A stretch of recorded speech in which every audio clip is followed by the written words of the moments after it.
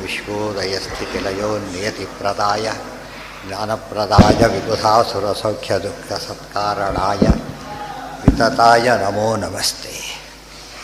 ನಾರಾಯಣಂ ಸುರಗುರುಂ ಜಗದೇಕನಾಥಂ ಭಕ್ತಪ್ರಿಯಂ ಸಕಲಲೋಕನಮಸ್ಕೃತಂಚ ತ್ರೈಗುಣ್ಯವರ್ಧಿತಮಜಂ ಬಹುಮಾದ್ಯಮೀಶಂ ವಂದೇ ಭವಘ್ನಮರಾಸುರಸಿದ್ಧವದ್ಯಂ. ನಾರಾಯಣಂ ನಮಸ್ಕೃತ್ಯ ನರಂ ಚೈವ ನರೋತ್ತಮಂ ದೇವೀಂ ಸರಸ್ವತೀಂ ವ್ಯಾಸಂ ತತೋ ಜಯಮುದೀರಯೇ.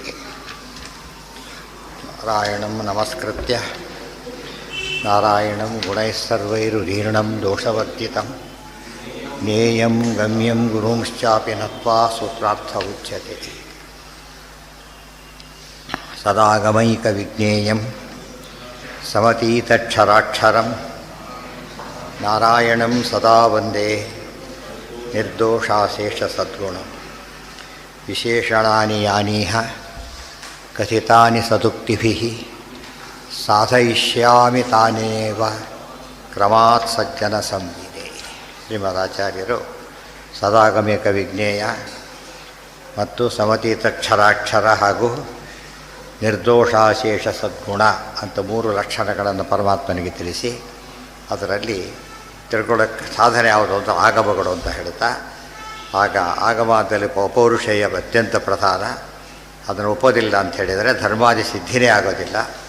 ಧರ್ಮಾದಿ ಸಿದ್ಧಿ ಒಪ್ಪದೆ ಹೋದರೆ ಅವನ ಸಮಯನೇ ಆಗೋದಿಲ್ಲ ಮತ್ತು ಅವನಿಂದ ಯಾವ ಉಪಕಾರವೂ ಇಲ್ಲ ಅಂತ ತಿಳಿಸಿ, ನಚ ವಿಶೇಷೇಣ ಪೌರುಷೇಣ ವಾಕ್ಯೇನ ತತ್ಸಿದ್ಧಿ. ಪೌರುಷೇಯ ವಾಕ್ಯಗಳಿಂದ ಧರ್ಮಾದಿಗಳ ಸಿದ್ಧಿ ಸಾಧ್ಯ ಇಲ್ಲ. ಯಾತಕ್ಕೆ? ಅಜ್ಞಾನ ವಿಪ್ರಲಂಭಯೋ ಪ್ರಾಪ್ತೇ. ಒಂದು ಕಡೆ ಅಜ್ಞಾನದ ಸಂಭವ, ಒಂದು ಕಡೆ ವಿಪ್ರಲಂಭದ ಸಂಭವ. ಅಜ್ಞಾನ ಅಂದ್ರೇನೋ ಹೇಳೋರಿ ತಿಳುವಳಿಕೆನೇ ಇಲ್ಲದೆ ಇರಬಹುದು. ವಿಪ್ರಲಂಭ ಅಂದ್ರೇನೋ ವಂಚನೆ ಮಾಡ್ತಿರಬಹುದು. ಆದ್ದರಿಂದ ಅದನ್ನು ನಂಬಲಿಕ್ಕಾಗೋದಿಲ್ಲ. ನಾವೇನು ಇಲ್ಲ ವಂಚನೆ ಮಾಡ್ತೀರಾ ಅಂತ ಹಾಗೆ ಹೇಳೋದಿಲ್ಲ, ಮಾಡ್ತಿರ್ಬೋದು ಅಂತ ಹೇಳ್ತಿರೋದು. ಡೌಟ್ ಬಂದರೂ ಕೂಡ ಏನಾಗುತ್ತೆ, ಅಲ್ಲಿಗೆ ವಿಶ್ವಾಸ ಹೋಗಿಬಿಡುತ್ತೆ. ಡೌಟ್ ಬಂದರೂ ಕೂಡ ಒಂದು ನಿಶ್ಶಂಕ ಪ್ರವೃತ್ತಿ ಬರದೆ ಹೋದರೆ ಸಾಧನೆ ಸರಿಯಾಗಿ ಆಗೋದಿಲ್ಲ, ಗುರಿ ಮುಟ್ಟೋದಿಲ್ಲ. ಆದ್ದರಿಂದ ನಾವು ಪ್ರಶ್ನೆ ಮಾಡ್ತೇವೆ ಹೊರತು ಆರೋಪ ಇದು ಮಾಡ್ತಾ ಇಲ್ಲ. ನಿಶ್ಚಯ ಮಾಡಿ ಮೋಸನೆ ಮಾಡ್ತೀವಿ ಅಜ್ಞಾನನೇ ಅಂತ ಹೇಳ್ತಾ ಇಲ್ಲ. ನೀವು ಪ್ರೂವ್ ಮಾಡಬೇಕಷ್ಟೇ ಅದನ್ನು. ಅನ್ಯತ್ರ ಅದೃಷ್ಟಸ್ಯ ಸರ್ವಜ್ಞತ್ವಸ್ಯ ಕಲ್ಪನಂ ತಸ್ಯ ವಿಪ್ರಲಂಬಕತ್ವ ಕಲ್ಪನಂ ತಸ್ಯ ತತ್ಕೃತತ್ವ ಕಲ್ಪನಂಚೈತಿ ಕಲ್ಪನಾ ಗೌರವ ಪ್ರಾಪ್ತೇ.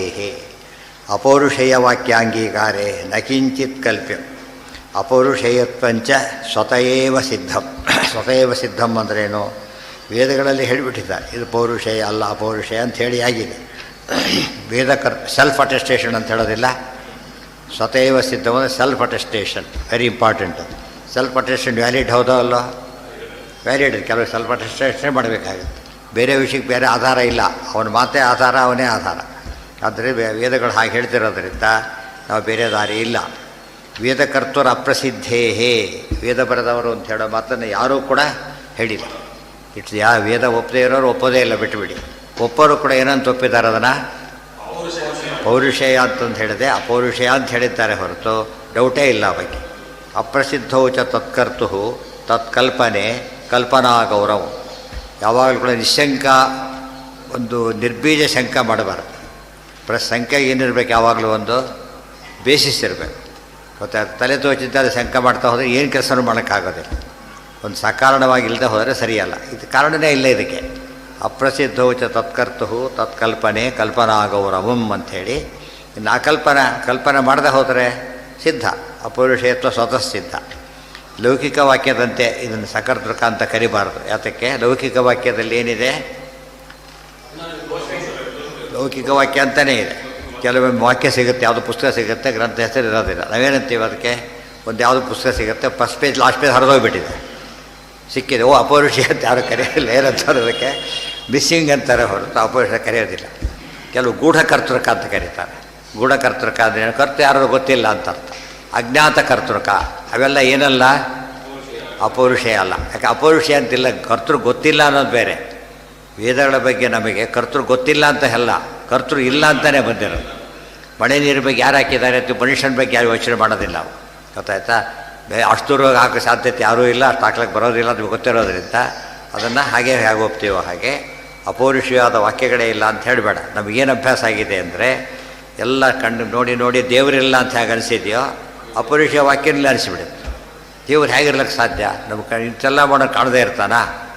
ಈ ರೀತಿ ಪ್ರಶ್ನೆ ಹೇಗೆ ಬಂತೋ ಈ ಪ್ರಶ್ನೆಯವರು ಹಾಗೆ ಬಂದಿರೋದ್ರಿಂದ ಅಪೌರುಷೀಯ ವಾಕ್ಯ ಇಲ್ಲ ಅಂತ ಹೇಳೋದಕ್ಕೆ ಹೋಗಬಾರ್ದು. ಮತ್ತು ಯಾರು ಶಿಕ್ಷಕರು ಮೋಸ ಮಾಡಿಬಿಟ್ರೆ ಸಾಧ್ಯ ಇಲ್ಲ, ವೆರಿಫೈಯಬಲ್ ಅದು, ಗೊತ್ತಾಯ್ತಾ? ಮತ್ತು ವೇದತಷ್ಟುಗಳ ಲಕ್ಷಣಗಳಿವೆ.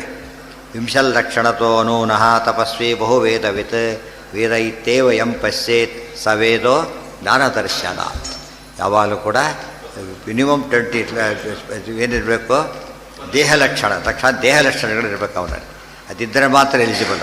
ಹೇಳ್ತಾರೆ ರಿಸರ್ವ್ ಪೊಲೀಸ್ ಅಂತ ಕರಿತೀಯಾ, ಯಾರು ನಂಬೋದು? ತೋರಿಸ್ಬೇಕು ಅವ್ರು. ಇಲ್ಲ ಡ್ರೆಸ್ ಹಾಕಿ ಹೋದರೆ ಇಲ್ಲ ಐಡೆಂಟಿಟಿ ಕಾರ್ಡ್ ತೋರಿಸ್ಬೇಕು. ಇಲ್ಲದೆ ಹೋದರೆ ಸುಮ್ಮನೆ ಕೇಳಿದ್ರೆ ಅದಕ್ಕೆ ಅರ್ಥ ಇಲ್ಲ. ಆ ದೃಷ್ಟಿಯಲ್ಲಿ ವೇದದ ಸ್ಟಾರ್ ಅನ್ನೋದು ಕರ್ಕೋಬೇಕಾದ್ರೆ ಅದು ಎಂದೂ ಸಹ ಲಕ್ಷಣವಂತನಿಗೆ ಸಾಧ್ಯ ಹೊರತು ಬೇರೆಯವರಿಗೆ ಸಾಧ್ಯ ಇಲ್ಲ. ಕುಂಟ ಇರ್ತಾರೆ, ನಾನು ವಿವಾಲಯ ಹತ್ತು ಬಂದುಬಿಟ್ಟೆ ಅಂತ ಹೇಳಿದ್ರೆ ಸುಳ್ಳು ಹೇಳುವ ಸಾಕು ಅಂತ ಹೇಳ್ತಾರೆ. ಅಷ್ಟು ಸರಿಯಾಗಿದ್ದಾಗ ಹೇಳಿದ್ರೆ ಪ್ರಾಬಬಿಲಿಟಿ ಇದೆ. ಹತ್ತಿದ್ದಾನೆ ಅಂತಲ್ಲ, ಇವ್ರ ಪ್ರಾಬಬಿಲಿಟಿನೇ ಇಲ್ಲ, ಬಟ್ ಇಂಪಾಸಿಬಲ್ ಇದು. ಇದೆಲ್ಲ ಯೋಚನೆ ಮಾಡಬೇಕು. ಆದ್ದರಿಂದ ಮುಂದೆ ಹೇಳ್ತಾರೆ. ಆಗ ಇನ್ನೊಂದು ಪ್ರಶ್ನೆ ತೆಗಿತಾನೆ ಅವನಿಗೆ. ಇನ್ನೊಂದು ಸಿಕ್ಕಾಕ್ಕೊಂಡ್ರಿ, ವೇದ ಪೌರುಷಿ ಆಗಿರಲೇಬೇಕು ಅಂತ ಹೇಳಿದೆ. ಯಾತಕ್ಕೆ? ಇವತ್ತು ಯಾರ್ದೋ ಮಾತ್ರ ನಾವು ಕೇಳ್ತೇವೆ, ಸರಿ ಅಂತ ಹೇಳ್ತೇವೆ. ಯಾತಕ್ಕೆ? ಅವನ ಆಪ್ತ, ಗೊತ್ತಾಯ್ತಾ? ಆಪ್ತಿಯಿಂದಾಗಿ ನಮಗೇನು ಬಂತು? ವಾಕ್ಯದಲ್ಲಿ ಪ್ರಾಮಾಣ್ಯ ಬಂತು. ಅವನ ಮಾತಿನ ನಂಬಿಕೆ ಯಾತಕ್ಕೆ ಬಂತು? ಆಪ್ತನಾತನಿಂದ, ಗೊತ್ತಾಯ್ತು? ನಂಬಿಕೆ ಯಾಕೆ ಬರಲಿಲ್ಲ? ಆಪ್ತನಲ್ಲ. ಆದ್ದರಿಂದ ವೇದಗಳನ್ನು ಇಂಥವ್ರು ಬರೆದಿದ್ರು ಅಂತ ಆಗಿದ್ದರೆ ಏನಾಗೋದಾಗ ಅವನ ಆಪ್ತನ ಹೌದಲ್ಲೋ ತೀರ್ಮಾನ ಮಾಡಿ ಪ್ರಮಾಣ ಅಂತ ಒಪ್ಪೋದಾಗಿತ್ತು.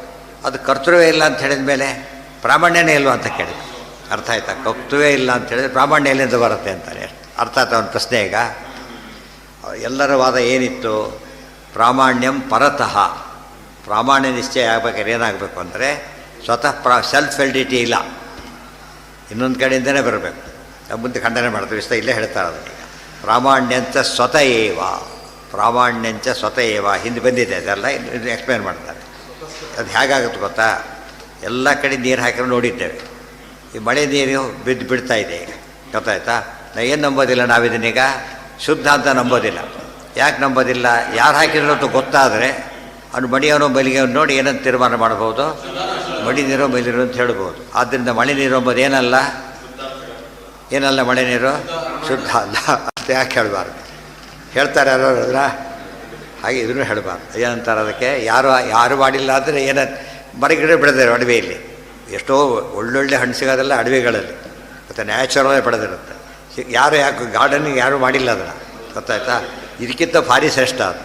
ಯಾರೋ ಮಾಡಿಲ್ಲ ಗೊತ್ತಿಲ್ಲ, ಆದ್ದರಿಂದ ನಾವು ಸರಿಯೋ ತಪ್ಪು ಅಂತ ಹೇಳೋಕ್ಕೆ ಹೋಗೋದಿಲ್ಲ. ಯಾಕೆ? ಪ್ರಾಮಾಣ್ಯ. ಅದು ಮಾವಿನ ಗಿಡ ಆಯಿತಾ ಮಾವಿನ ಹಣ್ಣು ಬಿಟ್ಟಿದೆ, ಸ್ವತಃ ಪ್ರಾಮಾಣ್ಯ ಅಷ್ಟೇ ಹೊರತು ಏನು ಬೇಕಿಲ್ಲ ಅದಕ್ಕೆ. ಮಾವಿನ ಗಿಡ ಹಾಕ್ಕೊಂಡು ಕರ್ಕೊಂಬನ್ನಿ, ಅವ್ನು ಟೆಸ್ಟ್ ಮಾಡ್ತೀವಿ ನಾವೀಗ. ಅವ್ನು ಯೋಗ್ಯ ಅಂತ ಗೊತ್ತಾದರೆ ಅದ್ರ ಮಾವಿನ ಹಣ್ಣು ಇಲ್ಲ, ಮಾವಿನ ಹಣ್ಣು ಅಂತ ಒಪ್ಪೋದೇ ಇಲ್ಲ. ಇಲ್ಲಿವರೆಗೂ ಹೋದ ಕೊನೆಗೆ ಅವನು ಯಾರು ಮಾಡಿದ್ದಾರೆ ಇವತ್ತು? ಇಲ್ಲ. ಯಾತಕ್ಕೆ? ಸ್ವತಃ ಪ್ರಾಮಾಣ್ಯ. ಅವ್ರು ಯಾರು ಬೆಳೆಸಿದ್ದಾರೆ ಮುಖ್ಯ ಅಲ್ಲ. ಮಾವಿನ ಮರ ಹೌದೋ ಅಲ್ಲೋ, ಮಾವಿನ ಹಣ್ಣು ಅಷ್ಟೇ ಮುಖ್ಯನೇ ಹೊರತು ಏನು ಮುಖ್ಯ ಅಲ್ಲ. ಹಾಕಿ ಬೆಳೆಸ್ತವ್ರೆ ಅವ್ರು ಇರಲಿಕ್ಕೆ ಸತ್ತೇ ಹೋಗಿರ್ಬೋದು, ಬೇಕಾದ್ರೆ ಅವ್ರು ಸತ್ತೋಗಿರ್ಬೋದು. ಆದ್ದರಿಂದ ಅದೆಲ್ಲ ಇಂಪಾರ್ಟೆಂಟ್ ಅಲ್ಲ. ಸ್ವಲ್ಪ ಯೋಚನೆ ಮಾಡಿದರೆ ಎಕ್ಸಾಂಪಲ್ ತೊಗೊಳ್ಳಿ. ಕಾಡಿನ ಪುಷ್ಪಗಳನ್ನು ಫಲಗಳನ್ನು ತೊಗೊಳ್ಳಿ. ಕರ್ತೃ ಅದು ನಮಗೆ ಗೊತ್ತಿಲ್ಲ, ಯಾರು ಬೆಳೆಸಿದ್ದಾರೆ ಗೊತ್ತಿಲ್ಲ. ಅಂದು ಮಾತ್ರಕ್ಕೆ ಏನು ತಿಳ್ಕೊಡೋದಿಲ್ಲ ನಾವು ಅದನ್ನು? ಅಗ್ರಾಹ್ಯ ಅಂತ ಹೇಗೆ ತಿಳ್ಕೊಡೋದಿಲ್ವ ಹಾಗೆ ಕರ್ತೃ ಗೊತ್ತಿರೋದಕ್ಕೂ ಇದಕ್ಕೂ ಸಂಬಂಧನೇ ಇಲ್ಲ. ಸರಿಯಾಗಿ ಯೋಚನೆ ಮಾಡಬೇಕಿದ್ದನ್ನು. ತುಂಬ ಜನ ಇವರು ಈಶ್ವರ ನೈಯಾಯಿಕರು ಮಾತ್ರ ಸ್ವಲ್ಪ ಬದಲಾವಣೆ ಮಾಡಿಕೊಂಡು ಅವ್ರು ಅಪೌರುಷೇಯ ಅಂತ ಒಪ್ತಾರೆ. ಅಪೌರುಷೇಯ ಅಂದರೆ ದೇವರು ಬರೆದಿದ್ದು ಬರೀ ದೇವತೆಗಳಲ್ಲ, ಮನುಷ್ಯರಂತೂ ಅಲ್ವೇ ಅಲ್ಲ, ಈಶ್ವರ ಬರೆದಿದ್ದು. ಈಶ್ವರ ಅಂದರೆ ರುದ್ರದೇವರು ಅಂತ ಅರ್ಥ ಅಲ್ಲ. ಅವ್ರು ಈಶ್ವರ ಅಂದರೆ ಗಾಡ್ ಅಂತಾನೆ. ನಾವು ಬ್ರಹ್ಮ ಅಂತ ಹೇಗಂತೆ, ಅವ್ರು ಈಶ್ವರ ಅಂತ ಹಾಗಂತಾರೆ. ಅಂದರೆ ಈಶ್ವರ ಬರೆದಿದ್ದು, ಅದಕ್ಕೆ ಅಪೌರುಷೇಯ ಅಂತ ಅವ್ರ ವಾದ. ಅರ್ಥ ಆಯ್ತಾ? ಅದಕ್ಕೆ ದೋಷ ಹೇಳ್ತಾರೆ ಏನು ಅಂತೇಳಿ. ಅದೃಷ್ಟ ಬುದ್ಧಿನಾ ಇಂಪಾರ್ಟೆಂಟ್ ಸೆಲ್ಫ್ ವೆಲಿಡಿಟಿ ಒಬ್ಬದನ್ನು ಯೋಚನೆ ಮಾಡಬೇಕು. ಇವತ್ತು ಇವರು ಒಳ್ಳೆಯವರು ಅಂತ ಹೇಳಿದರೆ ಯಾರೋ ಏನು ಆಧಾರ ಕೊಡ್ತೀರಿ ಅಂತ ಯಾರು ಕೇಳೋದಿಲ್ಲ. ಹೌದಾ ಗುಡ್ ಅಂದ್ಬಿಡ್ತಾರೆ. ಒಳ್ಳೆಯವರು ಅದು ಕೆಟ್ಟವ್ರದ್ದೇ ಆಧಾರ ಕೊಡಬೇಕು. ಏನು ಸುಮ್ಮನೆ ಹಿಡಿತೆ ಕೊಡು ಆಧಾರ ಕೊಡು ಅಂತ ಹೇಳ್ತಾರೆ. ಒಳ್ಳೆಯದಕ್ಕೆ ಆಧಾರ ಕೊಡಬೇಕಾಗಿಲ್ಲ. ಇದೆಲ್ಲ ಆಚಾರ್ಯ ಹೇಳಿದ್ರೆ ಕನ್ಫರ್ಮ್ ಆಗಿದ್ದ ವಿಚಾರ. ಅಂದರೆ ಪ್ರಾಮಾಣ್ಯಂ ಸ್ವತಃ ಏವ. ಊಟಕ್ಕೆ ಕರೀತಾರೆ, ನೀವೇನು ವಿಷಯ ಇಷ್ಟ ಹಾಕೋದಿಲ್ಲ ಹೋದಲ್ಲ ಯಾರು ಕೇಳ್ತಾರೆ. ಅಡ್ಡು ಹುಟ್ಟಿದ್ರೆ ಹೋಗೋದಿಲ್ಲ ಹೊಟ್ಟವರು ಕೇಳ್ಕೊಂಡು ಅವ್ರು ವಿಷ ಹಾಕೋರು ಹಾಕ್ತೀರಿ ಅಂತ ಹೇಳ್ತಾರೆ. ಹೋಗಲಿ ಏನಂತ ಹೇಳ್ತಾರೆ? ಇಲ್ಲ ಅಂತಾರೆ ಹೇಳೋದು. ಯಾರು ಕೇಳೋದೇ ಇಲ್ಲ. ಬಸ್ ಬರುತ್ತೆ ಅಷ್ಟೆ. ಇವತ್ತು 7:30 ಬಸ್ ಇದೆ, ಒಂದೇ 10ಕ್ಕೆ ಬಂದಿದೆ, ಬರೋ ದಿವಸ ನಾವು 10ಕ್ಕೆ ಬರೋದು 7:30 ಅಂತಲೇ ಹೋಗೋದು. ಯಾಕೆ? ಅವತ್ತು ಏನೋ ಆಗಿರ್ಬೋದು ಅಷ್ಟೇ. ಅಪ್ರಾಮಾಣ್ಯಂ ಪರತಃ, ಯಾವುದೋ ಕಾರಣದಿಂದ ಅದು ಆಗಿಲ್ವೇ ಹೊರತು ಟೈಮ್ ಟೇಬಲ್ ಪ್ರಕಾರನೇ ಹೋಗ್ಬೇಕು ನಾವು. ದಿವಸ ಅಷ್ಟು ಬಂದರೂ ಟೈಮ್ ಟೇಬಲ್ ಪ್ರಕಾರನೇ ಹೋಗ್ಬೇಕು ಕೊನೆಗೆ ನಾವು. ಯಾಕೆ ಅದೆಲ್ಲ ಏನೋ ಆ ಕಾರಣ ಇದೆ ಅಂತ ಅರ್ಥ. ಇವೆಲ್ಲ ಸೆಲ್ಫ್ ಎಲ್ಡಿಟಿ. ಇವೆಲ್ಲ ಯಾರನ್ನು ಏನು ಪ್ರಶ್ನೆ ಮಾಡೋದಿಲ್ಲ. ಅಂದರೆ ಈ ರೀತಿ ಹೇಳಿದಾಗ ಅದಕ್ಕೆ ಆಧಾರ ತೋರಿಸು ಅಂತ ಕೇಳೋದಕ್ಕೆ ಹೋಗೋದಿಲ್ಲ. ದೋಷ ಇದ್ದು ಮತ್ತೆ ತೋರಿಸಲೇಬೇಕು. ಎಲ್ಲರೂ ದೋಷಾರೋಪಣೆ ಮಾಡಬಾರ್ದು, ನೆನ್ಪಿಟ್ಕೊಳ್ಳಿ. ಯಾವಾಗ ಒಂದು ಪ್ರಾಪರ್ ರೀಸನ್ ಇಲ್ದೇ ದೋಷಾರೋಪಣೆ ಮಾಡಬಾರ್ದು. ಮತ್ತು ಯಾವ ರೀಸನ್ ಇಲ್ಲದೆ ಏನು ಹೇಳ್ಬೋದು ನಾವು? ಒಳ್ಳೆಯವನು ಅಂತ ಹೇಳ್ಬೋದು. ಗೊತ್ತಾಯ್ತಾ? ಅದು ಲೋಕ ಆ ರೀತಿಯೇ ಬೆಳೆದಿರೋದಿಲ್ಲ. ಲೋಕದಲ್ಲಿ ಏನಾಗ್ತಿರಲಿಲ್ಲ, ವ್ಯವಹಾರನೇ ಮಾಡೋಕ್ಕೆ ಬರ್ತಿದ್ದಿಲ್ಲ. ಟಿಕೆಟ್ ಕೊಟ್ಟೆ ಬರೋದಿಲ್ಲ ಅಂತ ಹೇಗೆ ಹೇಳೋದು ನಾವೀಗ? ದುಡ್ಡು ಕೊಟ್ಟು ಕೋಟ ಅಂತ ಹೇಗೆ ಹೇಳ್ತೀವಿ? ಇದು ಏನು ಮಾಡಲಿಕ್ಕೆ ಬರೋದಿಲ್ಲ ಕೆಲಸ. ಬಟ್ ನಮ್ಮ ವ್ಯವಹಾರ ತಪ್ಪಾಗಿದೆಯಾ? ಅವ್ರು ಹೇಳಿದಿರಲ್ಲ, ವಿಶ್ವಮಿಚ್ಚ ದೃಶ್ಯತ್ವ ಅಂತ ಹೇಳಿದಾಗ ಆಯ್ತು. ಅದು ಸಾಧ್ಯ ಇಲ್ಲ. ಸಾಮಾನ್ಯ ಪ್ರಧಾನ ಕೇಳದೇನೆ ಅಸ್ಯೂಮ್ ಮಾಡೋದು, ಏನು ಯೋಚನೆ ಮಾಡಬೇಕಾಗಿಲ್ಲ. ರಿಪೀಟೆಡ್ಲಿ ತಪ್ಪಾದಾಗ ಅವಾಗ ಕೇಳ್ತೇವೆ, ಏನಯ್ಯ ನೀವು ಸಾಚಾ ಮನುಷ್ಯನ ಅಂತ. ಸುಮ್ಮನೆ ಕೇಳೋದಕ್ಕೆ ಹೋಗೋದಿಲ್ಲ. ಇದೆಲ್ಲ ಏನರ್ಥ ಅಂದರೆ ಸೆಲ್ಫ್ ವ್ಯಾಲಿಡ್ ಅಂತ. ಒರಿಜಿನಲ್ ಇನ್ನೇನು ತೋರಿಸ್ಬೇಕು ನೀವೀಗ? ಜೆರಾಕ್ಸ್ ಒರಿಜಿನಲ್ ತೋರಿಸ್ತೀರಿ ಸರಿ, ಒರಿಜಿನಲ್ ಇನ್ನೊಂದು ಒರಿಜಿನಲ್ ತೋರಿಸಂದರೆ ಒರಿಜಿನಲ್ ಹೇಗೆ ವ್ಯಾಲಿಡ್? ಅದು ಸೆಲ್ಫ್ ವ್ಯಾಲಿಡ್ ಅಷ್ಟೆ. ಇದು ಅರ್ಥ ಮಾಡಿಕೊಂಡ್ರೆ ವೇದಗಳು ಸೆಲ್ಫ್ ವ್ಯಾಲಿಡ್. ಮತ್ತು ಎಲ್ಲ ಪ್ರಮಾಣಗಳು ಏನವು? Self valid. ಗೊತ್ತಾಯ್ತಾ? ಎಲ್ಲರೂ ತಪ್ಪಿದ್ದರೆ ಬೇರೆ ಕಾರಣ ಹುಡುಕಬೇಕೆ ಹೊರತು ಅದಕ್ಕೆ ಹುಡುಕಬಾರ್ದು. ಈಗ ಮಳೆ ನೀರೇ ಇವರು ದುರ್ವಾಸನೆ ಬರ್ತಾ ಇದೆ. ಅವಾಗ ಏನಾಗಿದೆ? ಇಲ್ಲೆಲ್ಲೋ ಪ್ರಾಬ್ಲಮ್ ಇದೆ, ಅಟ್ಮಾಸ್ಫಿಯರ್ಗೆ ಎಲ್ಲೋ ಪ್ರಾಬ್ಲಮ್ ಇದೆ. ಅಲ್ಲಿ ಎಷ್ಟೊತ್ತು ಪೇಪರಲ್ಲಿ ಬರ್ತಾ ಇರುತ್ತೆ, ಕೆಂಪು ಮಳೆ ಸುರಿಯುತ್ತೆ, ಏನೋ ಹಾಕ್ತಾ ಇರ್ತಾರೆ. ಅದು ಏನಾಗಿದೆ ಏನೋ ಅಂತೂ ಅದೇನೋ ಕಾರಣ ಇದೆ ಅಷ್ಟೇ ಹೊರತು ಮಳೆ ನೀರೇ ಹಾಗಿರುತ್ತೆ ಅಂತ ಯಾರು ಹೇಳೋದಿಲ್ಲ. ಅದೇನೋ ಕಾರಣ ಇದೆ ಇದಕ್ಕಷ್ಟೇ. ಇದೆಲ್ಲ ಯಾತಕ್ಕೆ ಹೇಳ್ತಾರೆ? ಬುದ್ಧಿಶಕ್ತಿನ ಭಾರಿ ಇದು ಮಾಡ್ತಾರೆ, ಶಾರ್ಪನ್ ಮಾಡ್ತಾ ಹೋಗ್ತಾರೆ. ಇದೆಲ್ಲ ಒನ್ ಸೈಡೆಡ್ ಮಾತಾಡ್ತಾರೆ. ಅದೆಲ್ಲ ತೆಗಿಸ್ಬಿಟ್ಟು ಹೇಗೆ ಮಾತಾಡಬೇಕು ಅಂತ ಗೊತ್ತಾಗ್ಲಿಕ್ಕೂ ನಮಗೆ ಶಾಸ್ತ್ರ ಓದಬೇಕು. ಲೌಕಿಕದಲ್ಲಿ ಭಾರಿ ಮುಂದೆ ಬರ್ತಾನೆ. ಶಾಸ್ತ್ರ ಓದಿಬಿಟ್ರೆ ಲೌಕಿಕ ಎಲ್ಲರನ್ನೂ ಬಿಟ್ಟು ಮಾಡಬೇಕು. ಅದು ಒಂದೇ ಗೊತ್ತು, ಲೌಕಿಕ ಎರಡೂ ಗೊತ್ತು ಇವರಿಗೆ. ಅದು ಎರಡೂ ಗೊತ್ತಿರೋದ್ರೆ ನಾವು ಪರ್ಫೆಕ್ಟ್ ಜಾಸ್ತಿ ಬರ್ತಾರೆ ನ್ಯಾಚುರಲಿ ಅವನಿಗೆ. ಅಲ್ಲೇನು ನಮ್ಮ ಜನ ಹಾಗಲ್ಲ, ಡಿಸ್ಟರ್ಬ್ ಆಗುತ್ತೆ ಅಂತ ಅವ್ರ ವಾದ. ಶಾಸ್ತ್ರ ಓದ್ತಾ ಇದ್ದಾರೆ ಹುಡುಗರು, ಡಿಸ್ಟರ್ಬ್ ಆಗಿಬಿಡ್ತಾರೆ ಅವರು. ಯಾಕೆ ಒಂದು ಸಬ್ಜೆಕ್ಟ್ ಜಾಸ್ತಿ ಆಗುತ್ತಲ್ಲ, ಆದ್ದರಿಂದ ಅವ್ರು ಫ್ರೀ ಇರಬೇಕು. ಗೊತ್ತಾಯ್ತಾ? ಈ ರೀತಿ ಹೇಳಿದ್ರೆ ತಡ್ತಾರ ಅಂತ ಕರೀತಾರೆ. ಹಾಗೆ ಒಂದೇ ಸಬ್ಜೆಕ್ಟ್ ಪಾಠ ಮಾಡಬೇಕು. 6 ಸಬ್ಜೆಕ್ಟ್ ಹಾಕಿಡ್ತಾರೆ, ಹೆವಿ ಆಗುತ್ತೆ. 6 ಸಬ್ಜೆಕ್ಟ್ ಒಂದೇ ಸಬ್ಜೆಕ್ಟ್ ಇಡಬೇಕು. 6 ಸಬ್ಜೆಕ್ಟ್ ಹೆಚ್ಚು ಯಾಕೆ ಇಡೋದಿಲ್ಲ ಗೊತ್ತಾ? ಇನ್ನೂ ಇಡಬೇಕು ನ್ಯಾಯ. ಯಾಕೆ ಇಡೋದ್ರೆ ಆಗೋದಿಲ್ಲ. ಅವು ಅಕಾಮಿಡೇಟ್ ಮಾಡೋದಕ್ಕೆ ಮಾಡೋಕ್ಕೆ ಅಷ್ಟೇ. ಮಾಡೋಕ್ಕೆ ಸಾಧ್ಯ ಆದರೆ ಫಸ್ಟ್ ಡೂ ಇಟ್ ಅಂತ ಹೇಳ್ತಾರೆ. ಹೆಚ್ಚು ಕಲಿತ್ರೆ ಯಾರ್ಯಾರೂ ಬೇಡ ಅಂಬೋದಿಲ್ಲ. ಗೊತ್ತಾಯ್ತಾ? ಕಡಿಮೆ ಕಲಿತ್ರೆ ದೋಷ ಬರುತ್ತೆ. ಇದೆಲ್ಲ ಬಿಟ್ಬಿಟ್ಟು ನಮ್ಮ ಜನ ನಾವೇನು ಮಾಡ್ಕೊಂಡು ಯಾರು ಹೇಳೋಲ್ಲ, ನಮ್ಮವರೇ ಮಾಡ್ಕೊಂಡಿರೋದು. ಸುಳ್ಳೆ ಮಾಡ್ಕೊಂಡ್ರು. ಹೀರೋ ಹುಡುಗರು ಮಾಡೋದು ಸಂಧಾನ ಕೂಡ ಮಾಡಬಾರ್ದು. ಅವನು ಕಾಲೇಜಿಗೆ ತೊಂದರೆ ಆಗುತ್ತೆ ಅವನಿಗೆ. ಎಷ್ಟು ಮೂರ್ಖತನ ಬಂತು. ಹೀಗಾಗಿ ಕೊನೆಗೆ ಒಂದು ವ್ಯಾನಿಷ್ ಆಗೋ ಸ್ಥಿತಿ ಬಂದು ಹಾಗಾಗಬಾರ್ದು. ಏನೇ ಎಕ್ಸ್ಟ್ರಾ ನೀವು ತಿಳ್ಕೊಳ್ಳೋಕ್ಕೆ ಹೋದರೆ ಅದು ಪ್ಲಸ್ ಪಾಯಿಂಟ್ ಆಗುತ್ತೆ ಹೊರತು ಮೈನಸ್ ಪಾಯಿಂಟ್ ಆಗೋದಿಲ್ಲ. ಜ್ಞಾನದಲ್ಲಿ ಮಾತ್ರ ವಂಡರ್ ಅದು. ಫಿಸಿಕಲಿ ಎಷ್ಟು ಮಾಡಿ ಸ್ಟ್ರೈನ್ ಆಗುತ್ತೆ.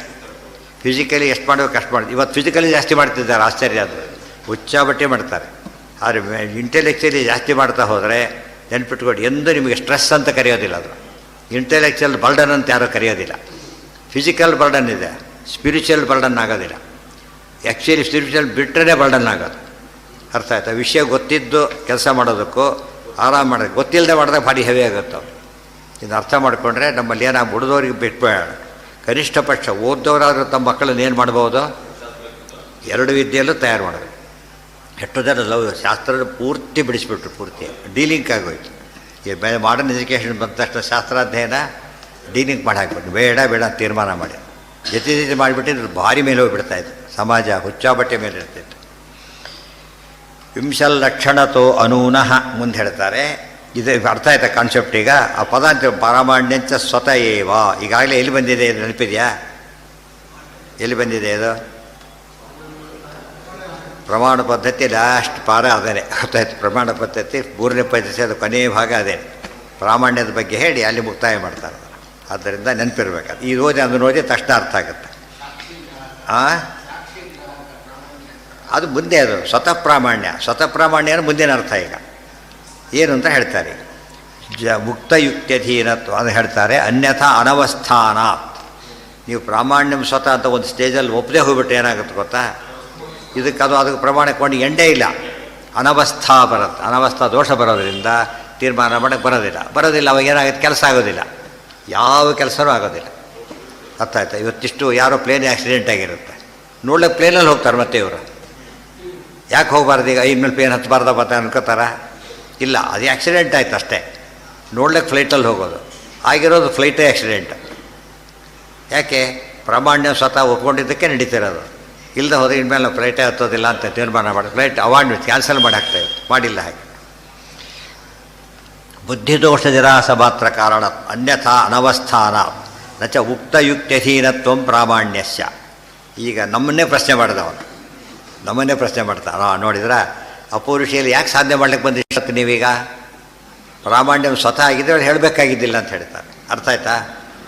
ಈ ಪ್ರಾಮಾಣ್ಯಂ ಸ್ವತಃ ಅಂತ ಹೇಳ್ತೀರಿ, ಇಷ್ಟೆಲ್ಲ ರೀಸನ್ ಕೊಡ್ತೀರಿ, ಇಷ್ಟೆಲ್ಲ ಯುಕ್ತಿಗೆ ಅಧೀನ ಆಗಲಿಲ್ಲ. ಈಗ ಅದಕ್ಕೆ ಉಕ್ತಯುಕ್ತಹೀನತ್ವ ಅಪೌರುಷೇಯತ್ವಾತ್ ಅಂತ ಹೇಳಿದ್ರಿ, ಆಮೇಲೆ ಅಂಗೀಕೃತತ್ವಾತ್ ಅಂತ ಹೇಳಿದ್ರಿ, ಮತ್ತು ಧರ್ಮ ಸಿದ್ಧಿ ಏನೇನೋ ಹೇಳ್ತಾ ಬಂದ್ರಿ. ಸ್ವತಃಪ್ರಾಮಾಣ್ಯ ಆಗಿದೆ, ಏನು ಮಾಡಬಾರ್ದಾಗಿತ್ತು? ಏನು ಹೇಳಬಾರ್ದಾಗಿತ್ತು. ಅದಕ್ಕೆ ಹೇಳ್ತಾರೆ ಹಾಗಲ್ಲ. ಅತಿ ಪ್ರಶ್ನೆ ಹಾಕ್ಕೊಂಡ್ರೆ ಸರಿ, ಎಷ್ಟು ಮತ್ತು ಇಮ್ಮಿಡಿಯೇಟ್ ಏನು ಪ್ರಶ್ನೆ ಬರುತ್ತೋ ಅದು ಹಾಕ್ಕೊಂಡು ಉತ್ತರ ಕೊಟ್ಬಿಡ್ತಾರೆ. ನಚ ಮುಕ್ತಯುಕ್ತಹೀನತ್ವ ಪ್ರಾಮಾಣ್ಯಸ್ಯ ಬುದ್ಧಿದೋಷ ನಿರಾಸ ಮಾತ್ರ ಕಾರಣತ್ವಾದ್ ಯುಕ್ತೀನಾಂ. ನಾವು ಯುಕ್ತಿ ಕೊಟ್ಟಿರೋದು ನಿನ್ನ ತಪ್ಪು ತಿಳುವಳಿಕೆ ಇದ್ದವ್ರಿಗೆ ತೆಗೆದುಹಾಕ್ಲಿಕ್ಕೆ ಹೊರತು ಇಲ್ಲದವ್ರಿಗೆ ಬೇಕೇ ಇಲ್ಲ, ಇಲ್ಲದವ್ರಿಗೆ ಬೇಕಿಲ್ಲ. ನಿನಗಿದೆ ಅಂತ ಹೇಳಿದ್ದೇವೆ ಹೊರತು ನೀನು ಎಲ್ಲರಿಗೂ ಹೇಳಬೇಕು ಅಂತ ಕಾರಣ ಇಲ್ಲ. ಬುದ್ಧಿದೋಷ ನಿರಾಸ ಮಾತ್ರ ಕಾರಣತ್ವಾತ್ ಯುಕ್ತೀನಾಂ ಅದೃಷ್ಟಬುದ್ಧೀನಾಂ ಸ್ವತಃ ಏವ ಸಿದ್ಧತ್ವಾತ್ ಚ ಪ್ರಾಮಾಣ್ಯಸ್ಯ. ಅದೃಷ್ಟಬುದ್ಧೀನಾಂ, ಇದು ದುಷ್ಟ ಅಂತ ಹೇಳಿದರೆ ಈ ರೀತಿ ಅಲ್ಲ, ಸಾತ್ವಿಕ ತಾಮಸ ಅಲ್ಲ. ಪ್ರಾಮಾಣ್ಯ ಶಂಕ ಬಂದವರಿಗೆ ಅಂತ ಅರ್ಥ. ಅವ್ನು 10 ಸರ್ತಿ ಮೋಸ ಹೋಗಿದ್ದೆ, 1 ಸರ್ತಿ ಹೇಳಿದ್ರಪ್ಪ ನಿಜವಾಗ್ಲೂ ಹೇಳಿ ಮೋಸ ಮಾಡ್ತೀಯ ಅಂತೇಳಿ. ಎಲ್ಲರೂ ಯಾಕೆ ಕೇಳ್ತೀರಿ? ಆಗಿದೆ ಹಾಗಿದ್ದರೆ ಕೇಳು ಅಂತ. ಸುಮ್ಮನೆ ಕೇಳೋದಕ್ಕೆ ಹೋಗೋದೇನು ತಿಳಿತಾ? ಹೇಳಬೇಕಾದ್ರೆ ಯಾವಾಗಲೂ ಕೂಡ ಸರಿಯಾಗಿ ಕೇಳ್ತಾರೆ. 1-2 ಸರ್ತಿ ಅಕಸ್ಮಾತ್ ಒಂದು ಸರ್ತಿ ಚರ್ಚೆ ಕಡೆ ಮತ್ತೆ ಯಾರು ಪ್ರಶ್ನೆ ಮಾಡಲ್ಲ. ಅದನ್ನು ರಿಪೀಟೆಡ್ಲಿ ಆದಾಗ ಬುದ್ಧಿದೋಷ ಶುರುವಾಗುತ್ತೆ. ಶುರುವಾಗಿಬಿಟ್ಟು ಅವರಂತೆ ನೀವುನಾ ಅಂತ ಕೇಳ್ತಾರೆ. ತುಂಬ ಕೈ ಸುಟ್ಕೊಂಡಿದ್ದೇನೆ ಈಗಾಗಲೇ, ನೀವು ಹಾಗೇನಾ ಅಥವಾ ಉಳಿದೋ ಇವ್ರು ಹಾಗೇನಾ ಅಂತ ಕೇಳ್ತಾರೆ. ಯಾರು? ಅದೇ ಹೇಳಿದ್ದು, ಅದು ಕೇಳಬಾರ್ದು. ಆ ರೀತಿ ಕೇಳಿದ್ರೆ ತಪ್ಪು. ಆ್ಯಕ್ಚುಲಿ ಕೇಳೋದು ಅಫೆನ್ಸ್, ಅದು ಕೇಳಬಾರ್ದು. ಹಾಗೆಲ್ಲ ಯಾವಾಗ ಕೇಳಬೇಕಾದ್ರೆ 3 ಸರ್ತಿ ಕೊಟ್ಟಾಗ ಕೇಳಬೇಕು. ನೋಡ, ಯಾರು ಸುಮ್ಮನೆ ಕೇಳ್ತಾ ಇರಲಿಲ್ಲ, ನೀನೇ ತೋರಿಸಿದ್ದು ನೋಡು, ಅದಕ್ಕೆ ಕೇಳ್ತಿದ್ದೀವಿ. ಬುದ್ಧಿದೋಷ ನಿರಾಸ ಮಾತ್ರ ಕಾರಣತ್ವಾತ್ ಯುಕ್ತೀನಾಂ ಅದೃಷ್ಟ ಬುದ್ಧೀನಾಂ. ನಮಗೆ ದುಷ್ಟಬುದ್ಧಿ ಯಾತಕ್ಕೆ ಬಂದಿದೆ? ಮೋಸ ಹೋಗಿ ಹೋಗಿ ಹೋಗಿ ಏನಾಯ್ತದೆ ಈಗ? ಆ್ಯಕ್ಚುಲಿ ಪ್ರಾಮಾಣ್ಯಂ ಸ್ವತಃ, ಈಗ ಪ್ರಾಮಾಣ್ಯ ಮೇಲೆ ಅಪ್ರಾಮಾಣ್ಯಂ ಸ್ವತಃ ಆಗಿಬಿಟ್ಟಿದೆ. ಯಾರು ಮಾತಾ ಸುಳ್ಳು ಹೇಳ್ತಾರೆ ಅಂತಲೇ ಆಗಿಬಿಟ್ಟಿದೆ. ಆ ಥರ ಅದು ಬರ್ಸಿದ್ರೆ ಬರೋದಿಲ್ಲ ಅಂತಲೇ ಅರ್ಥ. ಅಥವಾ ನಿಮ್ಗೆ ಗೊತ್ತೇ ಇಲ್ಲ, 6:30 ಅಂದರೆ 7 ಅಂತಲೇ ಅರ್ಥ, 7 ಅಂದರೆ 8 ಅಂತ ಅರ್ಥ. ಯಾಕೆ? ಅಭ್ಯಾಸ ಆಗಿ ಹೋಗಿಬಿಟ್ಟಿದೆ. ಹಿಂದೆಲ್ಲ ಹಾಗಲ್ಲ. ಅದೇನಂತ ಅರ್ಥ? ಅದಕ್ಕೆ ಮಾತು ಕೊಟ್ಟರೆ ಮುಗೀತು ಅಂತ. ಹಳ್ಳಿಯವ್ರು ಬರೀ ಬಾಯಿ ಮಾತಷ್ಟೇ, ಸ್ಲಿಪ್ ಹೇಳಿಬಿಡ್ತಾರೆ ಕೆಲವು ಸಲ. ಇಲ್ಲ, ನಾನು ತಪ್ಪು ಹೇಳಿರ್ಬೋದು, ಬಟ್ ಮಾಡಿದ್ದೀನಿ ಮಾಯ್ತು, ಆತು, ಆಡಿದರೆ ಹೋಯ್ತು ಅಂತ. ಇದು ಮಾಡಿದರೆ ಅಲ್ಲ, ಆಡಿದರೆ ಕೇಳಿದ್ರೆ ಬುದ್ಧಿ ಹೋಯ್ತು ಅಂತ ಅವ್ನು ನಾನು ಹೋಗೋದಿಲ್ಲ. ಅದಕ್ಕೆ ಕಟ್ಟೋಗ್ಬಿಟ್ಟಿದೆ.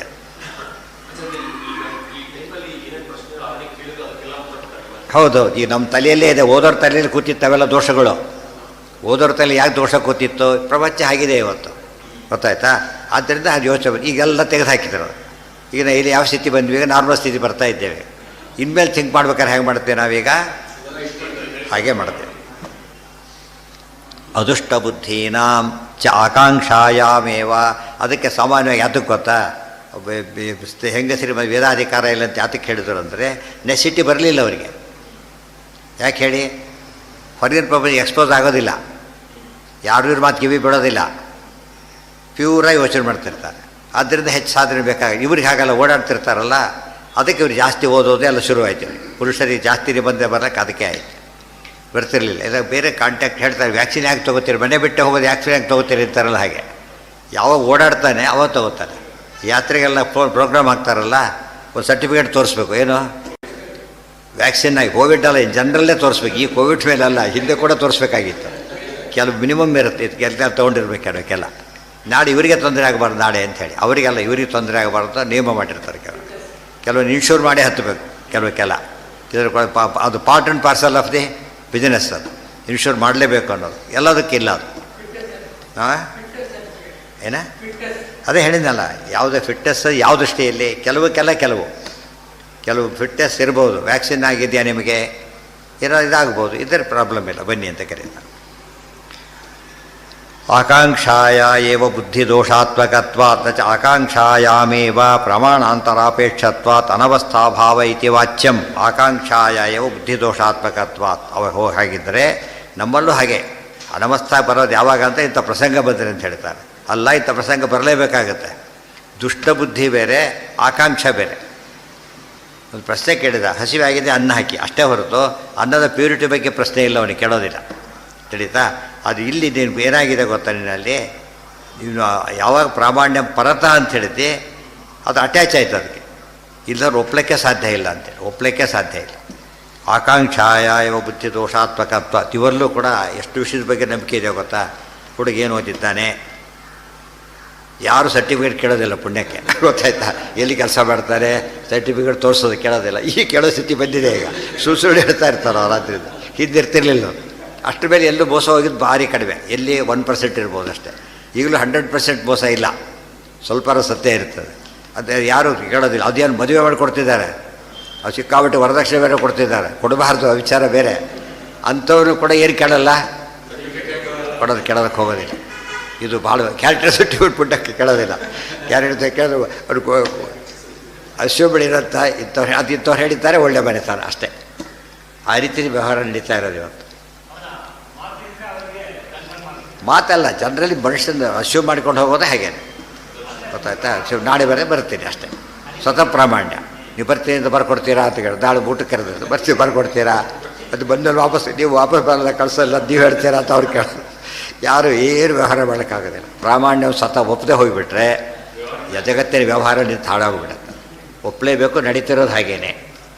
ಎಲ್ಲೆಲ್ಲಿ ನಾವು ಕೇಳೋದಿಲ್ಲ ಅಂತಲ್ಲ, ಪ್ರಸಂಗ ಬಂದಾಗ ಕೇಳುತ್ತೆ. ಪ್ರಸಂಗಕ್ಕೆ ಏನಾಯಿತು, ಅವನಿಗೆ ಎಕ್ಸ್ಪೀರಿಯನ್ಸ್ ಆ ಥರ ಆಯಿತು, ಅವಾಗ ಹುಷಾರಾಗಿರ್ತಾನೆ. ಆಕಾಂಕ್ಷಾಯ ಏವ ಬುದ್ಧಿ ದೋಷಾತ್ಮಕತ್ವಾತ್ ದುಷ್ಟಬುದ್ಧೀನಾಮೇವ ಅಪ್ರಾಮಾಣ್ಯ ಶಂಕಾ ಇತಿ ಪರತೋ ಅಪ್ರಾಮಾಣ್ಯಂ ಪ್ರಾಮಾಣ್ಯಂಚ ಸ್ವತಃ ಏವೇತಿ ಸಿದ್ಧಂ. ಇಷ್ಟಕ್ಕೆ ಟೀಕಾರ ಎಷ್ಟು ವಿಸ್ತಾರವಾಗಿ ಬರೆದಿದ್ದಾರೆ ಅದರಲ್ಲಿ. ಸ್ವತಃ ಎಲ್ಲ ವಿಷಯ ಸೇರಿಸ್ಬಿಟ್ಟು ಇಷ್ಟಕ್ಕೇನೋ ಒಂದು 25-30 ಪುಟ ಆಗುತ್ತೆ, ನಾಲ್ಕೈದನೇ ಅಷ್ಟು ಬರೆದಿದ್ದಾರೆ. ಅದಕ್ಕೆ ಮತ್ತೆ 100 ಪುಟ ಟಿಪ್ಪಣಿಗಳು, ಪ್ರಶ್ನೆ ಅದಕ್ಕೆ ಉತ್ತರ, ಪ್ರಶ್ನೆ ಉತ್ತರ ಕೊಡ್ತಾನೆ ಹೋಗ್ತಾನೆ. ಆದ್ದರಿಂದ ಎಲ್ಲೆಲ್ಲಿ ನಮಗೆ ಅಪ್ರಾಮಾಣ್ಯಂ ಪ್ರಾಮಾಣ್ಯಂ ಸ್ವತಃ ಅಪ್ರಾಮಾಣ್ಯಂ ಪರತಃ, ಇದು ಸಿದ್ಧಾಂತ. ಉಳಿದವ್ರು ಹಾಗಲ್ಲ, ಅಪ್ರಾಮಾಣ್ಯಂ ಸ್ವತಃ ಪ್ರಾಮಾಣ್ಯಂ ಪರತಃ, ಪೂರ್ತಿ ಉಲ್ಟಾಪಟ್ಟ. ಏನಂತಿದೆ ಎಲ್ಲ ಲೀಗಲ್ ಸಿಸ್ಟಮ್. ಯಾವ ಲೀಗಲ್ಲಿ ಬಂದಿದ್ದು ಸಂಶಯ ಬಂತಲ್ಲ, ಅದಕ್ಕೆ ಲೀಗಲ್ ಯಾಕೆ ಹೋಗ್ತಾನೆ ಸುಮ್ಮನೆ, ಸಂಶಯ ಇಲ್ದೇನೆ. ಅರ್ಥ ಆಯ್ತಾ ಈಗ? ತಿಳಿತಾ? ಅಲ್ಲ, ಸಸ್ಪೆಕ್ಟ್ ಅಲ್ಲ. ಇವನು ಯಾವಾಗ ಮಾತಾಡಲಿಕ್ಕೆ ಶುರು ಮಾಡ್ತಾನೆ, ಗಲಾಟೆ ಇದ್ದಾಗ ಕೋರ್ಟ್ ಸುಮ್ಮನೆ ಹೋಗ್ತಾರ ಹೋಗೋದಿಲ್ಲ. ಇಶ್ಯೂ ಕ್ರಿಯೇಟ್ ಆಗಿಬಿಟ್ಟಿದೆ. ಸೊ ದುಷ್ಟಬುದ್ಧಿ ಆಯ್ತು ಈಗ. ಅದಕ್ಕೆ ಪ್ರಾಮಾಣ್ಯ ಕೊಡ್ಬೋದು, ಕಾರಣ ಕೊಡಬೇಕು, ಇಲ್ಲದ್ರೆ ಕೊಡಬೇಕಾಗಿ ನನ್ನ ಮನೆ ಯಾರು ಕೇಳೋದಕ್ಕೆ ಹೋಗೋದಿಲ್ಲ. ನಾವು ನೀವು ಬಂದವರೆಲ್ಲ ಸಿಲಿಂಡರ್ ತೋರ್ಸೋಕೆ ಕೊಡಿಸ್ತೀರಾ? ಕೇಳೋದಿಲ್ಲ. ಯಾರಿಗೆ ತೋರಿಸ್ಬೇಕು, ಈಗ ಸೇಲ್ ಮಾಡಬೇಕು, ಅವಾಗ ತೋರಿಸ್ತಾರೆ. ಅವನಿಗೆ ಕನ್ಸರ್ನ್ ಇದೆ. ಅವನು ನೋಡಿ ಇಷ್ಟೆಲ್ಲ ನಂಬಿದ್ರೆ ನೀನು ನಂಬಂತ ಕೇಳಿದರೆ, ಇಷ್ಟೆಲ್ಲ ನಂಬಿದ್ರೆ ಒಬ್ಬರು ಸಿಲಿಂಡರ್ ಕೇಳಿಲ್ಲ, ಇದಾಗಿ ಕೇಳ್ತೀಯ ಅಂದರೆ ಅವ್ರಿಗೆ ಕನ್ಸರ್ನ್ ಇಲ್ಲ. ಇದು ತೊಗೋಬೇಕಾಗಿದ್ದರೆ ಕೇಳ್ತಿರ್ತಾರೆ ಅಷ್ಟೇ. ಅದು ಬಾಡಿಗೆ ಕೇಳೋದಿಲ್ಲ, ಬಾಡಿಗೆ ಸಿಲಿಂಡರ್ ಕೇಳೋದಿಲ್ಲ. ಯಾರು ಅದಕ್ಕೆ ಏನು ಕೇಳ್ತಾರೆ ಅವರು? ಲೇಟೆಸ್ಟ್ ಟ್ಯಾಕ್ಸ್ ಬಿಡು, ಅಗ್ರಿಮೆಂಟ್ ಬೇಕವ್ರಿಗೆ ಇವೆಲ್ಲ ಕೇಳೋದಕ್ಕೆ ಹೋಗೋದಿಲ್ಲ. ಅದು ಮಾತ್ರ ಕೇಳೋದು. ಮೊದಲು ಕೂಡ ಎಲ್ಲ ಕೇಳೋದಿಲ್ಲ, ಮೇನ್ ಸಿಲಿಂಡರ್ ಕೇಳ್ತಾರೆ ಅಷ್ಟೇ ಫಸ್ಟು. ಆಮೇಲೆ ಲಿಂಕ್ಡೇಟೆಲ್ಲ ಶುರು ಮಾಡಿ ಇದೆಲ್ಲ ಸರಿ ಇದೆ ಅಂತ ಆದಮೇಲೆ ಮುಂದೆಂದು ಕೇಳ್ತಾರೆ. ಮತ್ತು ಮನೆಗೆಲ್ಲ ಅಲ್ಲೇ ಫೇಲ್ ಆಗಿ ಬಿಟ್ಬಿಡ್ತಾರೆ. ಇಷ್ಟೆಲ್ಲ ಪದ್ಧತಿ ಇರೋದರಿಂದ ಎಲ್ಲ ಕಾಲಕ್ಕೂ ನಿತ್ಯದ ವ್ಯವಹಾರ ಬರೆದಿರೋದು ಆಚಾರ ಸಿದ್ಧಾಂತ ಆಧರಿಸಿಯೇ ಹೊರತು ಬೇರೆ ಅಲ್ಲ. ಇಷ್ಟಾದ ಮೇಲೆ ಹೊಸ ಪ್ರಶ್ನೆ, ಒಂದೊಂದೇ ಪ್ರಶ್ನೆ ಸಾಲ್ವ್ ಮಾಡ್ತಾ ಹೋಗ್ತಾರೆ. ನೋಡಿ, ಇವು ಎಂದೂ ಕೂಡ ವೇದ ಅಪೌರುಷ ಆಗಲಿಕ್ಕೆ ಸಾಧ್ಯನೇ ಇಲ್ಲ. ಮತ್ತೆ ಹೇಳಿದವರು, ಅವನು ಹೇಳಿದ್ದು ಪೂರ್ತಿ ಅಪೋಸ್ ಮಾಡ್ತೀನಿ ಅಂತ ಹೇಳ್ತಾನೆ. ಯಾತಕ್ಕೆ ಅಂದರೆ, ಗ್ರಂಥ ಅಂದ್ರೇನು? ವಾಕ್ಯಗಳ ಗುಂಪು. ವಾಕ್ಯಗಳು ಅಂದ್ರೇನು? ಪದಗಳ ಗುಂಪು. ಪದಗಳು ಅಂದ್ರೇನು? ಅಕ್ಷರಗಳ ಗುಂಪು. ಅಕ್ಷರಗಳ ಗುಂಪೇ ಸ್ವತಃ ಇರ್ಲಿಕ್ಕೆ ಸಾಧ್ಯ ಇಲ್ಲ. ಇನ್ನೊಬ್ಬರು ಮಾಡಬೇಕಾದ್ರೆ ತಾನೇ ಯಾವ ಜೋಡಿಸ್ಬಿಡುತ್ತೆ, ಬಂದೆಲ್ಲರೂ ಕೂಡ ಜೋಡ್ಸೋಕ್ಕೆ ಸಾಧ್ಯ ಇಲ್ಲ. ಸೊ ವೇದಗಳು ಅನಂತ ವೈವೇದ ಅಂತ ಹೇಳ್ತೀರಿ. ಒಬ್ಬನ ಯಾವನೇ ಕರ್ತೃ ಇಲ್ಲದೇ 2 ಅಕ್ಷರದ ಪದನೇ ಬರಲಿಕ್ಕೆ ಸಾಧ್ಯ ಇಲ್ಲ. ಗೊತ್ತಾಯ್ತಾ? ಅಷ್ಟೇ ಅಲ್ಲ, ವರ್ಣಗಳೇ ಅನಿತ್ಯ. ಬಟ್ ವರ್ಣಗಳೇ ಅನಿತ್ಯ. ಎ ಮತ್ತು ಬಿ ಇಬ್ಬರು ಅನಿತ್ಯ. ಇವ್ರ ಕಾಂಬಿನೇಷನ್ ನಿತ್ಯ ಆಗಲಿಕ್ಕೆ ಸಾಧ್ಯ ಇದೆಯಾ? ಏನೂ ಅನಿತ್ಯ, ಬಿನೂ ಅನಿತ್ಯ ಅಂತ ಹೇಳಿದಾಗ ಎ ಬಿ ಕಾಂಬಿನೇಷನ್ ಏನಾಗಿರ್ಬೇಕು? ಅದು ಇನ್ನೂ ಅನಿತ್ಯ ಆಗಬೇಕು, ಇದಾದ್ಮೇಲೆ ಬಂದರೆ ಇದಕ್ಕಿಂತ ಅನಿತ್ಯ ಆಗಬೇಕು. ಮೊದಲಿರಲಿಲ್ಲ, ಈಗ ಇವ್ರ ಮುಂಚೆ ಇರಲಿಲ್ಲ. ಅದು ಕಾಂಬಿನೇಷನ್ ಬರೋದು ವಸ್ತು ಇದ್ದ ಮೇಲೆ. ಸೊ ವಸ್ತುಗಿಂತ ಕಾಂಬಿನೇಷನ್ ಆಮೇಲೆ ಬಂತು. ತಂದೆ ತಾಯಿಗಿಂತ ಮಗ ಚಿಕ್ಕವನಾಗಿರ್ಬೇಕಲ್ಲ, ಆ ರೀತಿ ಸಿಂಪಲ್ ಲಾಜಿಕ್ ಅದು. ದೇರ್ ಫೋರ್ ಏನಾಯ್ತು ನಿಮ್ದೀಗ? ವರ್ಣಗಳೇ ನಿತ್ಯ ಅಲ್ಲ, ವರ್ಣಾತ್ಮಕವಾದ ವೇದ ಹೇಗೆ ನಿತ್ಯ ಆಗುತ್ತೆ ಅಂತ ಕೇಳ್ತಾ. ನಿತ್ಯ ಆಗುತ್ತೆ, ಅಪೌರುಷೇಯ ಆಗುತ್ತೆ. ಆ್ಯಕ್ಚುಲಿ ಮೇಲಕ್ಕೆ ಒಳ್ಳೆ ಪ್ರಶ್ನೆಗಳು. ಈ ಪ್ರಶ್ನೆ ಕೇಳಬೇಡ ಅಂತ ಹೇಳೋದಿಲ್ಲ. ಪ್ರಶ್ನೆ ಎಷ್ಟು ಆಚಾರ ತಾವೇ ಹಾಕ್ಕೊಂಡು ಅವ್ನ ಪ್ರಶ್ನೆ ಕೇಳಿ ಇನ್ನೂ ಕ್ಲಿಯರ್ ಮಾಡಿ ಉತ್ತರ ಕೊಡ್ತಾರೆ. ಯಾಕೆ ವರ್ಣ ಅನಿತ್ಯ ಅಂತ ಯಾಕೆ ಹೇಳ್ತೀವಿ ಫಸ್ಟ್ ನೀನು ಅಂತ ನಮ್ಮ ಪ್ರಶ್ನೆ. ಈಗ ವರ್ಣ ಅನಿತ್ಯ ಅಂತ ಯಾಕೆ ಹೇಳ್ತೀವಿ ಅಂದರೆ, ಉಚ್ಚಾರಣೆ ಕಾಲೇಯ ವರ್ಣಾನ ಉತ್ಪತ್ತಿ ಹೇಳಿದ. ವರ್ಣ ಇಲ್ಲ, ಈಗ ಉಚ್ಚಾರಣೆ ಮಾಡಿ ವರ್ಣ ಬಂತು. ಉಚ್ಚಾರಣೆ ದಿವಸ ವರ್ಣ ಹೋಯಿತು. ನೋಡಿದ್ರೆ ಅನಿತ್ಯತ್ವ ಗೊತ್ತಾಗ್ತಿದೆ ನಮಗೀಗ. ವರ್ಣ ಅನಿತ್ಯ ಅಂತ ಹೇಳಿದ. ನಚ ಉತ್ತರ. ಈಗ ಅದು ತೆಗೆದುಬಿಟ್ರೆ ಪ್ರಶ್ನೆ, ನಚ ಸೇರಿಸ್ತಾ ಉತ್ತರ ಶುರುವಾಗುತ್ತೆ. ನಚ ಉಚ್ಚಾರಣ ಕಾಲೇಯ ವರ್ಣಾನ ಉತ್ಪತ್ತಿ ರೀತಿಯ ವಾಚ್ಯಂ. ಅದು ಆಗ ವರ್ಣ ಉತ್ಪತ್ತಿ ಆಗಿಲ್ಲ, ಹೊಸ ವಿಷಯ ಅದು. ವರ್ಣ ಉತ್ಪತ್ತಿಯಾಗಿಲ್ಲ. ಏನಾಗಿದೆ? ವರ್ಣ ಅಭಿವ್ಯಕ್ತಿಯಾಗಿದೆ. ವರ್ಣ ಉತ್ಪತ್ತಿ ಬೇರೆ, ಅಭಿವ್ಯಕ್ತಿ ಬೇರೆ. ಒಬ್ಬ ಕುಂಬಾರ ಗಡಿಗೆ ಮಾಡ್ತಾನೆ, ಅದು ಉತ್ಪತ್ತಿ. ಕತ್ತಲಲ್ಲಿ ನೂರಾರು ಗಡಿಗೆ ಗಡಿದೆ, ಒಂದು ಕಾಣಿಸ್ತಾ ಇಲ್ಲ. ಲೈಟ್ ಹಾಕಿದಾಗ ಕಾಣಿಸ್ತು, ಉತ್ಪತ್ತಿ ಅಲ್ಲ, ಅದೇನದು ಅಭಿವ್ಯಕ್ತಿ. ಅದು ಡಿಫ್ರೆನ್ಸ್ ಗೊತ್ತಾಯ್ತಾ? ಉತ್ಪತ್ತಿ ಬೇರೆ, ಅಭಿವ್ಯಕ್ತಿ ಬೇರೆ. ಬಾವಿ ನೀರು ತೊಡೆದ, ನೀರು ಬಂತು, ಉತ್ಪತ್ತಿ ಆಗಲಿಲ್ಲ, ಅಭಿವ್ಯಕ್ತಿ ಆಯ್ತು ಅಷ್ಟೇ. ಇಲ್ಲ ನೀರು ಹಾಕಿದ ಕೂತ್ರೆ ಬಾವಿಯಾಗಿ ತೊಡಬೇಕು, ತೊಟ್ಟಿ ಸಾಕೋದಕ್ಕೆ. ಅಲ್ಲಿಂದ ನೀರು ಕಾಣಿಸ್ದಾಗ ಅರ್ಥ ಆಯ್ತಾ? ಅಂದರೆ ಅಭಿವ್ಯಕ್ತಿಗೂ ಉತ್ಪತ್ತಿಗೂ ವ್ಯತ್ಯಾಸ ಇದೆ. ದೇವರ ಅವತಾರಗಳೆಲ್ಲ ಏನವು? ಅಭಿವ್ಯಕ್ತಿ ಅಷ್ಟೇ. ನಮ್ಮ ದೇಹಗಳಲ್ಲಿ ಉತ್ಪತ್ತಿ ಇದು.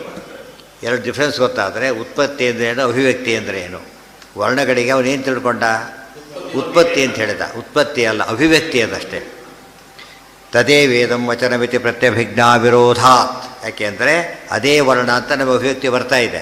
ಅಕಾರ ಹೇಳು, ಆ ಹೇಳು, ಆ ಹೇಳು, ಅವನು ಆ ಅಂತ ಹೇಳಿದ, ಆಮೇಲೆ ನಿಲ್ಲಿಸ್ಬಿಟ್ಟ.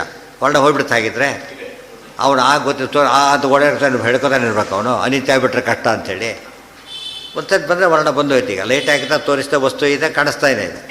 ಬೆಳಕು ಬಂದಮೇಲೆ ವಸ್ತು ಕಾಣಿಸ್ತಾ ಅಷ್ಟೆ. ಆ ರೀತಿಯಲ್ಲಿ ಎರಡು ವ್ಯತ್ಯಾಸ.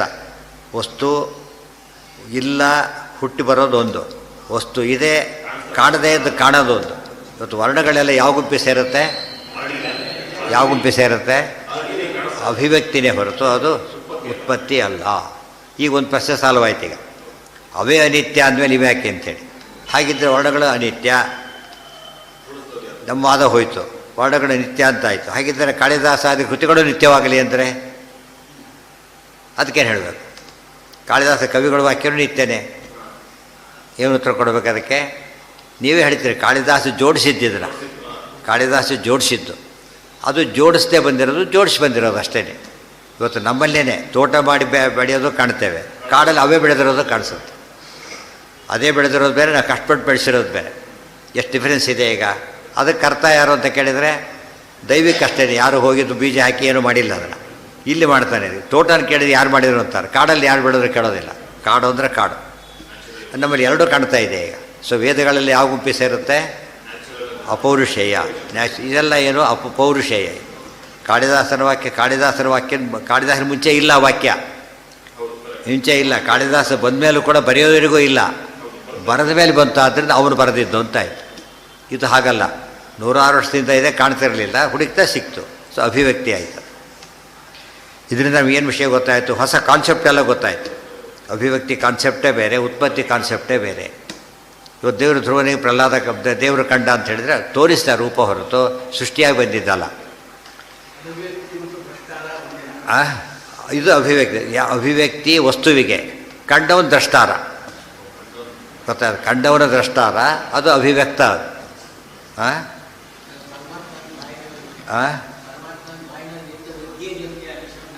ಯಾವುದು ಅದು ಹೇಳ್ತಾರೆ. ಈಗ ಮುಂದೆ ನಮಗೇನು ಗೊತ್ತಿಲ್ಲ ಅಂತ ಮುಂದೆ ಹೋಗ್ತಿರೋದು ನಾವೀಗ.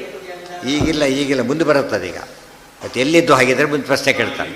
ಅವು ಮುಂದಿನ ಪ್ರಶ್ನೆ ಅದೇ. ನಾವು ಹೇಗೆ ಓದಬೇಕು ಅಂದರೆ ನಮಗೇನು ಗೊತ್ತಿಲ್ಲ. ಈಗ ಆ ರೀತಿ ಓದ್ಕೊಂಡಾಗ ಕ್ಲಿಯರ್ ಆಗ್ತಾ ಹೋಗುತ್ತೆ. ಈಗ ಮುಂದಿನ ಅವಾಗ ಸಿಸ್ಟಮೆಟಿಕ್ಕಾಗಿ ಬರುತ್ತೆ. ಈಗ ಮುಂದೆ ಹತ್ತಿದವರು ಇದ್ದಾರೆ, ನಾವು ಅಲ್ಲಿ ಹತ್ತೇ ಹೋಗ್ಬೇಕು ಅಲ್ಲಿಗೆ. ಈಗ ನಾವು ಹತ್ತಕ್ಕೋರು ಬಿದ್ದು ಬಿಡ್ತೀವಿ. ಹಾಗಾಗಿ ನಚ ಉಚ್ಚಾರಣೆ ಕಾಲೇ ವರ್ಣಾನ ಉತ್ಪತ್ತಿ ರೀತಿ ವಾಚ್ಯಂ ತದೇ ವೇದಂ ವಚನಮಿತಿ ಪ್ರತ್ಯಭಿಜ್ಞಾ ವಿರೋಧಾತ್ ನಚ ಸಾದೃಶ್ಯಾತ್ ಪ್ರತ್ಯಭಿಜ್ಞಾ ಭ್ರಾಂತಿ ರೀತಿ ವಾಚ್ಯಂ.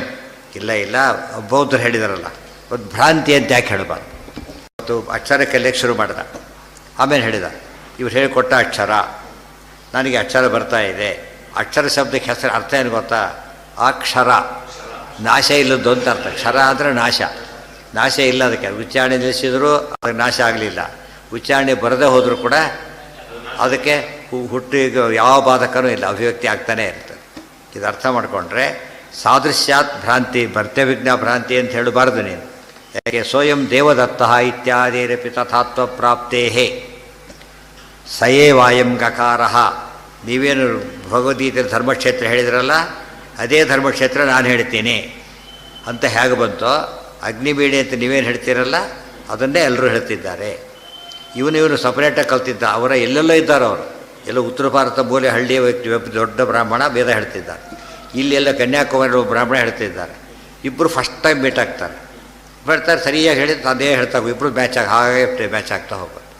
ಇಬ್ಬರಿಗೂ ಸೋರ್ಸ್ ಇಲ್ಲ. ಅವನೇ ಹೇಳ್ತಾನೆ ನಮ್ಮ ಗುರುಗಳು ಹೇಳಿದ್ರು, ಅವ್ರ ಗುರುಗಳು ಅವ್ರು ನಮ್ಮ ಗುರುಗಳು ಅಂತ.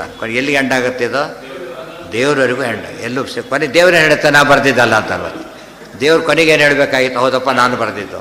ನೈಯಾಯಿಕರ ಮಾತು ಹೋಗ್ತೇನೆಗೆ ಈಶ್ವರ ಕರ್ತೃಕಾಂತ, ಈಶ್ವರನೇ ಅಲ್ಲ ಅಂತ ಹೇಳ್ತಿರ್ಬೇಕಾದ್ರೆ ಪುತ್ರ ಸಿಗಲಿಲ್ಲ ಅವರಿಗೆ.